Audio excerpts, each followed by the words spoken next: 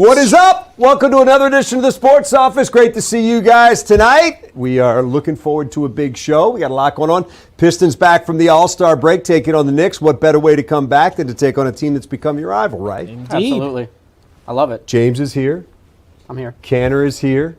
Got the whole folks here. This is We're going to welcome you. This is my first time with the cool new look, too. So hey, this is nice. Thank you. Yeah. Thank you. Because last night we were kind of still under construction. Tonight, just kind of work with me here. Look at this. It's like all the way down. It's like finished. It's, well, not finished. We got more to do, but it looks amazing. I mean, they really did a nice job in here. So, and it was a big job. Well, it was a big job. Yeah. It was a big job. The guy who's doing it keeps telling me. He's right there. His name's Bob. Bob, was this a big job? Huge. It was a big job. See, it was a big job. Big job. We're doing this because on March 23rd, we'll be on Fox 2 at 7 o'clock every weeknight. Yeah. So we look forward to 7 that. to 7:30. I think that's like the time slot they used to have I Love Lucy in the 70s, probably. Good God. We're about as close to I Love Lucy as possible. I do. Tim Twentyman does a great job covering the Detroit Lions for DetroitLions.com. He joins us now. TT, what up? Hi, how you guys doing? I love the setup there. That was Look comfy at on that. A the little couch better than it and was everything. before, right? Is he the first guest with the setup? We didn't have one yesterday. Yeah, I'm going to have to come in studio one of these days and sit on that couch and hang out a little bit. Dude, you're welcome to come in. in. We would love to have you anytime you'd like. I feel like I go like 5 months where I see you every day, and now I haven't seen you since like the end of the season. But I do see you're grinding, man, because you're putting out a position-by-position preview for the Combine. And I'm just looking at these things, and I'm like, that's got to be so much work. Just talk to me about what goes into that.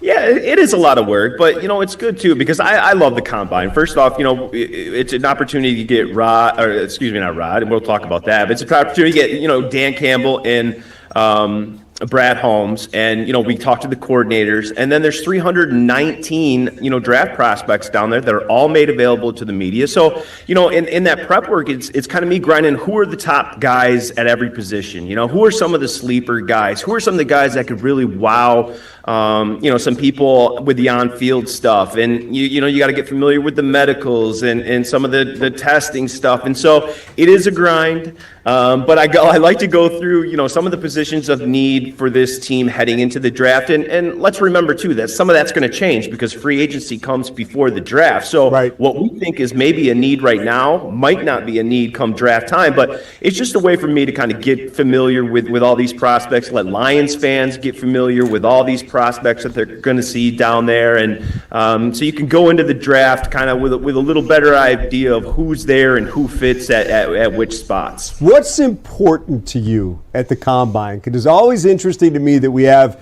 in a lot of cases, 3, maybe 4 years of body of work from these guys, and then we go down there and it feels like that a lot of that kind of goes away for a little bit, and it's about what they do at the Combine, what they say at the Combine, what they run at the Combine. What do you look for? What's meaningful to you? It's the tape. For me, it's always the tape, and I think what the Combine is, at least to me, is when I watch a little bit of tape on some guys, and obviously I don't do it as much as the guys in the front office that are grinding in Brad's team. But when I watch a guy, what you want to see, I think, as a team is what you see on tape in terms of the quickness, the speed, the explosiveness, the physicality. You want to see that on the on-field drills. And when it doesn't match, then you've got to go back after the Combine and rewatch the film a little bit and see why didn't that fit? Like when I saw that explosiveness on tape, and during the year, it didn't show up at the Combine. Why? And so I think for the Combine, the tape is number one, and then you just want to reaffirm what you see on tape with the on-field testing. I think that is when you feel really good about a prospect, is when those two things match. And when they don't, you've got to go do homework. Now, you talk to Dan Campbell and Brad Holmes, obviously the tape's important too, but they will say that those meetings that they get with those prospects, those 15 minutes that they get to sit with those guys and grill them and see what kind of, football knowledge they have. Are they our kind of guys? Do they love ball? They will tell you that that's just as important as the on-field stuff. And then obviously the medicals too, because you've got to make sure that you've got all the medical information and these guys are good to go, especially with obviously what this team has dealt with from an injury perspective the last 2 years. You got to make sure all that checks out too. I'm glad you said that, because I think one of the things that has become part of this organization, and they'll tell you, and they say it often, not everybody can play for the Lions. And they put a lot into the character part of it. They put a lot into guys that love football. They put a lot of guys into guys that will fit into that locker room. And Tim, you know, because you're there every day, it's a really good locker room full of guys that do mesh together. Now, look, there's 69, 80, including injuries, different personalities in there, but they do a good job of making sure that those guys mesh. And I'm guessing there's some really talented players that walk out of that combine meeting with the Lions, and the Lions might look at each other and say, he ain't for us. 100%. You know, I could name you a couple names that I've heard of. I won't. But that's in the after show. There certainly have been a couple guys that even mock drafts have, you know, they've been a popular mock draft choice, and that seems to fit with the tape and the position of need and everything else, and it just wasn't a fit when they put them in that room and started grilling them and was talking about just being all about ball and knowing the scheme and everything else. It just wasn't a fit, and so that's an important part of it too. And Brad and Dan will be the first one to tell you that meeting, that 15 minutes where they get to sit in front of a guy and grill him and see what he's all about. To your point, how does he fit in that locker room? Just as important as the tape and on-field stuff. You know, it's funny, Tim, because there are some guys that I know you'll get wind of that they don't want to add to this team.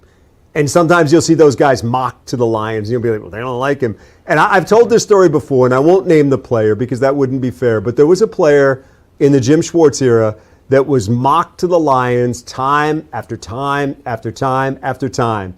And the Lions made their pick. And it was Mayhew was in there giving the press conference, and I was standing outside with Jim Brandstetter and Jim Schwartz, and I said, what about X? And Schwartz, the player that had been mocked to the Lions, and Schwartz looks at me and he goes, he can't play a lick. Guy can't play a lick. Turn on his tape. He can't play a lick. Did he end up playing a lick? I would say he had a uneven NFL career without many ups, but I think he hung around for a while.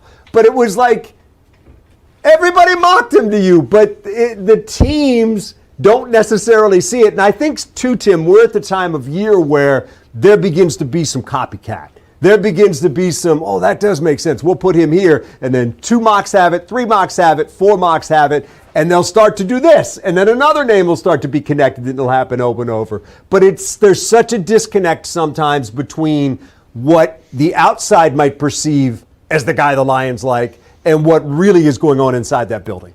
Yeah, 100%. That's why you got to kind of trust the sources too. Great one for me, a guy that I really trust in the business is Daniel Jeremiah with the NFL Network. I think he really does good. Terrific job. Yeah. And look at his history, right? He was a scout with Baltimore. So he was in the NFL. He was in those draft rooms. He knows. He made the transition over to the media. He had a national conference call today, which I wrote about on DetroitLions.com with some great information in there. Look, he talks to teams. He's well placed. I think teams trust his information and his eye. And so you got to kind of have, doing this business, you got to kind of have those guys that you trust, that you know or have been in that situation, that teams trust, that teams will talk to. And for me, one of those guys is Daniel Jeremiah. And so I think that's important around this time too, is everybody can throw out a mock draft. I throw out a mock draft. The team makes me throw out a mock draft. Well, DetroitLions.com makes me throw out a mock draft because they're so popular. But you got to kind of trust your sources and have that kind of real good information and before you kind of go off into a tangent on some of this stuff, because there are so many people, so many sources doing it. Make sure you have a good one. Do you ever kind of get stuck in your mock draft, just walk down the hall and say, hey, Brad, I'm stuck here. Can you give me a hand? Oh, yeah, just a text real quick. Yeah, no, that does not happen at all. Tim, I really like Jahmyr Gibbs, Tim. I really think we might want to trade up for him. Charlie Casserly said to me, the first team I ever covered was Washington back in the 90s, and this is when the draft guides first started coming out. I mean, like, Mel, I think, had his, and maybe there was one other one or something like that. But it was really early in the time, and Casserly looked at me and goes, there's nothing more dangerous than a media guy with a draft guide. Like, you know what? You're probably right. Because it gives you a sense of understanding. You mentioned Jeremiah. I believe he indicated that the Lions might be looking at offensive tackles in free agency when it happens. A, your thoughts on that. B, your thoughts on where the Decker thing is.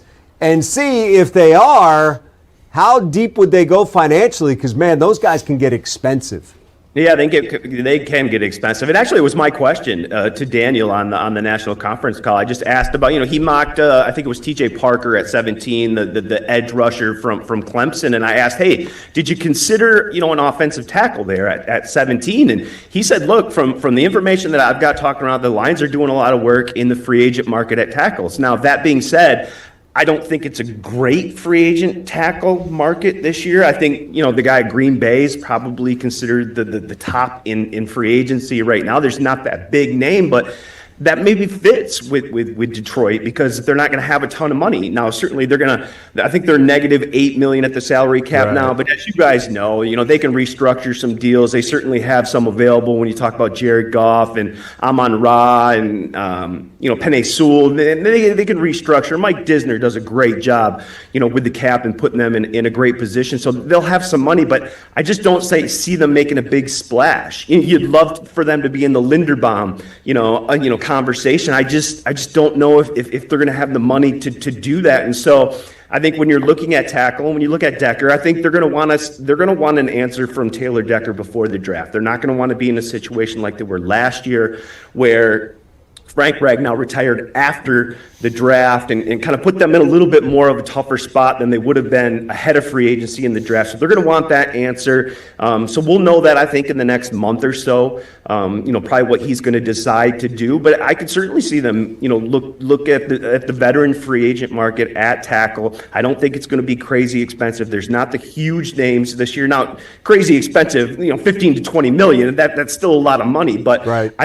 Once they restructure some of this stuff and once they do some things, they'll have some money to get one of those guys that maybe is a top 5, top 10 tackle, on the free agent market. And I think they have to. They've got to do something, whether it's free agency or the draft, because I don't think they're 100% sold on the fact that Giovanni Manu can step in and contribute right away. And look, even if Decker comes back, I think you still need a swing tackle. Dan Skipper retired, right? He's on the coaching staff. Point. Yeah.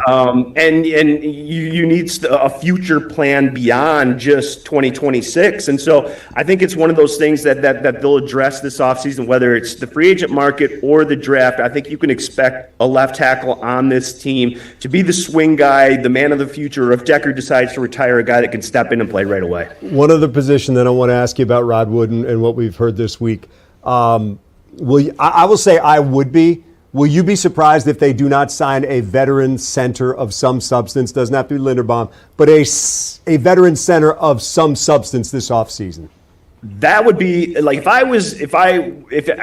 if it was a perfect world to me, I would spend the money in free agency on the best center that I can get, an experienced guy, who's played 3-4 years, who can step in, play right away, and then the tackle position I would address in the draft. That would be what I would do. I just think that center position is so important, and you saw the drop off once Frank retired, and I think that was a big part of why this unit went from one of the best offensive lines in 2023 and 2024 to a middle-of-the-road offensive line in 2025. And if this team is going to, get back to being the type of team we saw in 23 and 24, they've got to fix that center position and they've got to improve that offensive line. Everything they do offensively starts up front. They want to control the line of scrimmage. They want to be a consistent running football team, and they have to protect Jared Goff. That's how this offense works. That's how this offense is explosive and at its best. To me, I would get a veteran center who's proven, played in this league, and I think you can go get a young tackle or, a guy that can step in and play there and play pretty well. But my number one priority is getting a center and improving that position because I think it's so key to everything they do offensively.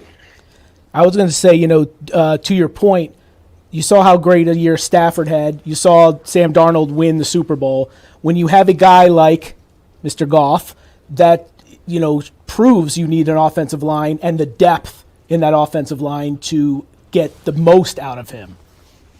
Yeah, I think it's the running game to me. It's protection, but it's also the running game.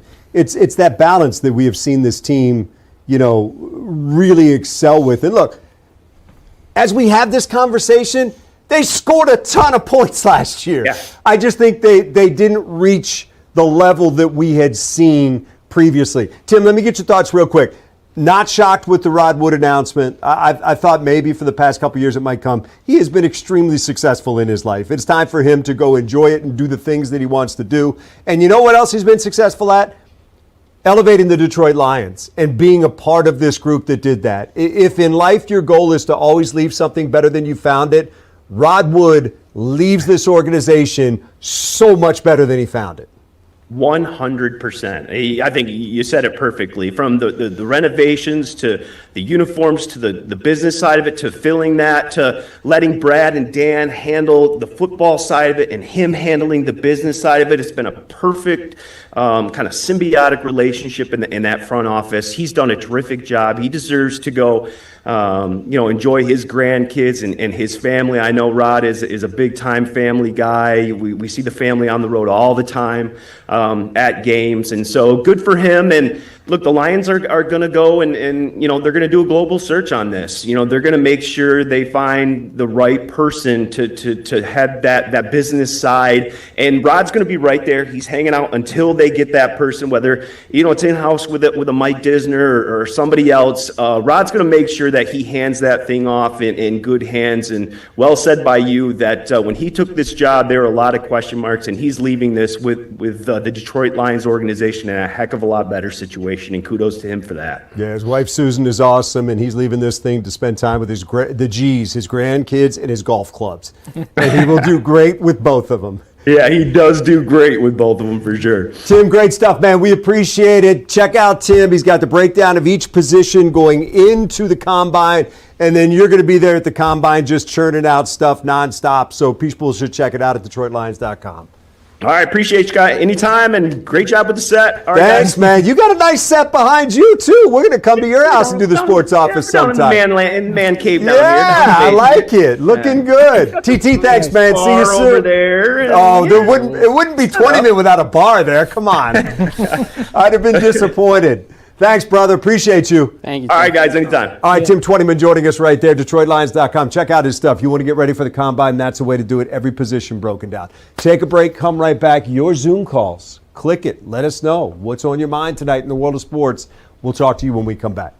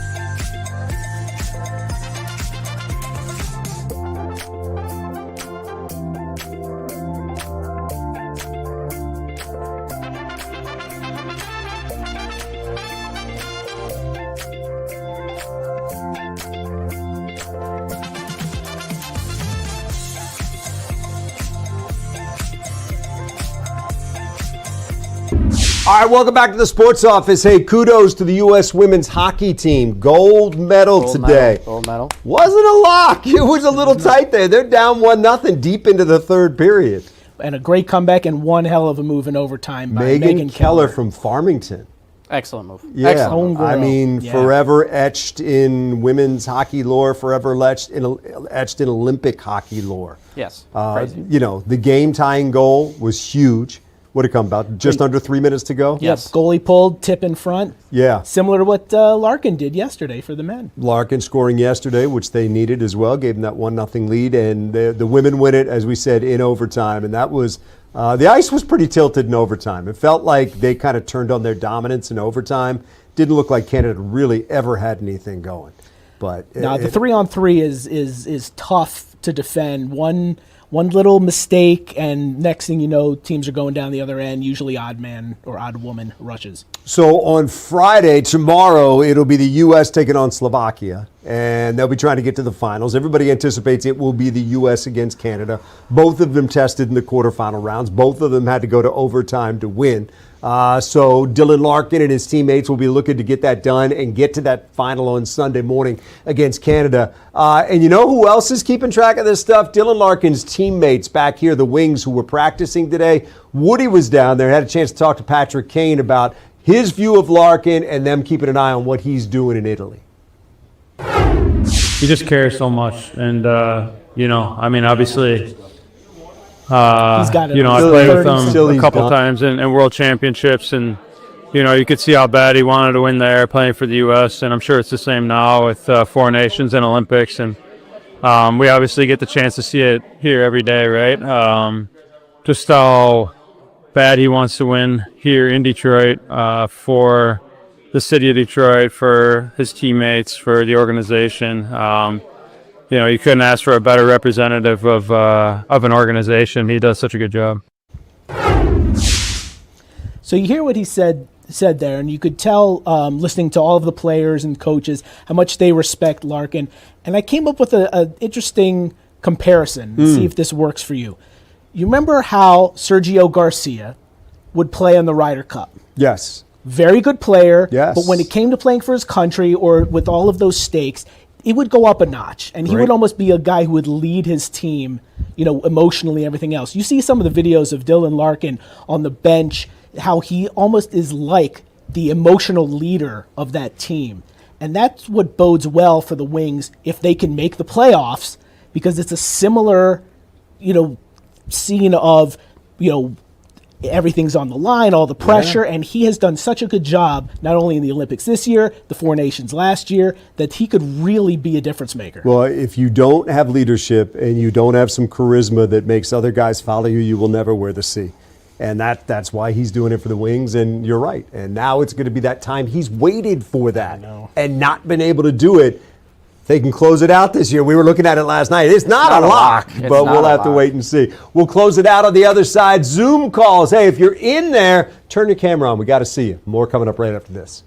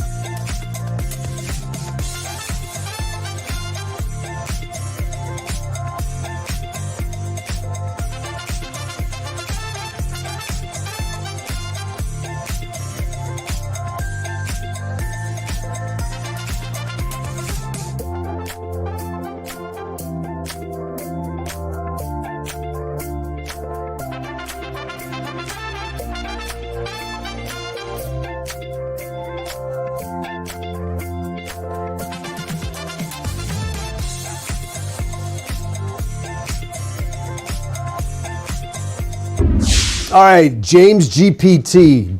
Draw me up the way the Pistons win tonight's game without Duren, without Stewart, in New York against the Knicks. Go. I will go. They need good defense from Paul Reed. He needs to step up as the center. And then I'd like to see a better shooting night. A Duncan Robinson night where he hits a couple threes. Ron Holland's back in the lineup. Maybe he can shoot a little bit better. And then, of course, Cade's going to do his thing. But you always need Paul Reed to step up when Duren's not playing. And so far he has. So we're not a betting show. But Paul Reed, 20-plus points.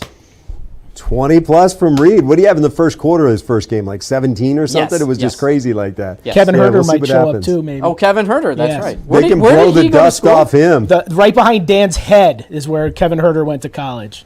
University of Maryland, back there somewhere. We'll see what happens. Going to be fun. We'll have highlights on Fox 2 News at 10 and The Edge at 11. That's going to do it for us. Thanks for joining us for this edition of the Sports Office.